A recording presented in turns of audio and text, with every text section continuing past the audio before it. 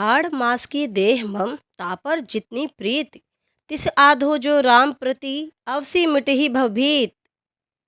तो आज हम कहानी सुनेंगे कि कैसे तुलसीदास के जीवन में पत्नी उनके गुरु बनी। तुलसीदास के जीवन की वह घटना तो शायद आपने सुनी हो।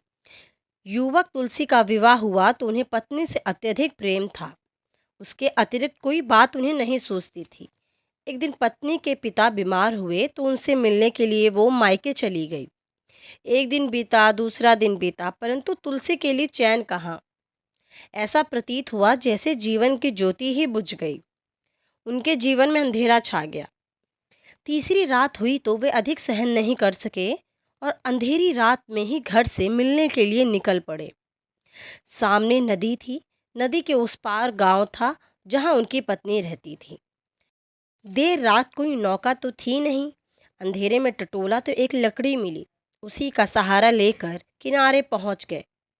किनारे के साथ ही पत्नी के पिता का घर था, परंतु रात के समय द्वार बंद था और आवाज़ देना उन्होंने उचित नहीं समझा कि लोग क्या कहेंगे। पत्नी की खिड़की के पास पहुंचे तो देखा कि ऊपर से एक मोटा सा रास्ता लटक रहा है। उसी को पकड़कर वे ऊपर पहुंच गए और खिड़की से कूदकर पत्नी के कमरे में पहुंचे तो आवाज़ से पत्नी जग उठी। बोली, कौन है? तुलसी ने कहा, मैं हूँ तुलसी। पत्नी ने जल्दी से उठकर दीपक जलाया।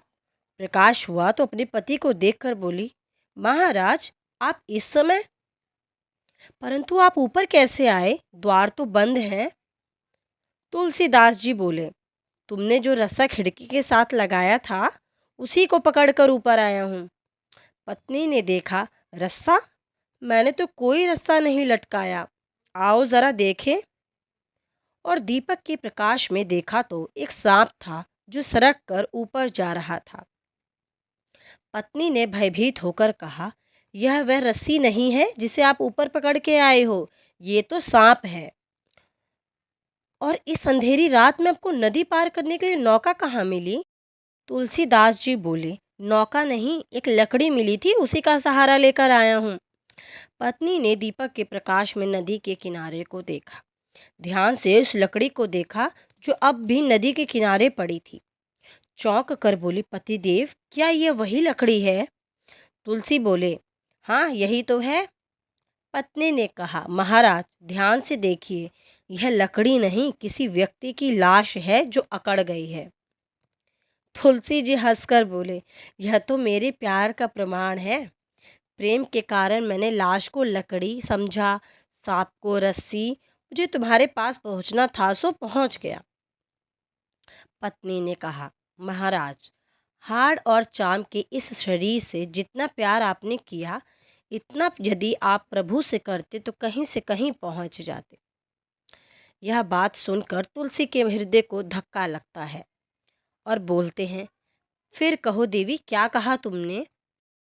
पत्नी ने तीसरी बार भी वह बात कह दी और तुलसीदास ने हाथ जोड़े, सिर झुका दिया।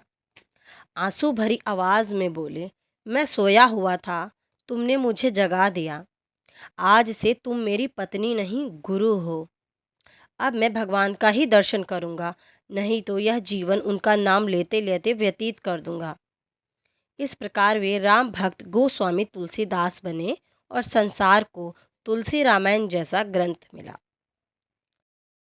कटे एक रघुनाथ संग बांधि जटा सिर केस, हम तो चखा प्रेम रस पत्नी के उपदेश। आज की कहानी यहीं ख़त्म होती है। आशा करते हैं आपको कहानी आज की पसंद आई होगी। धन्यवाद।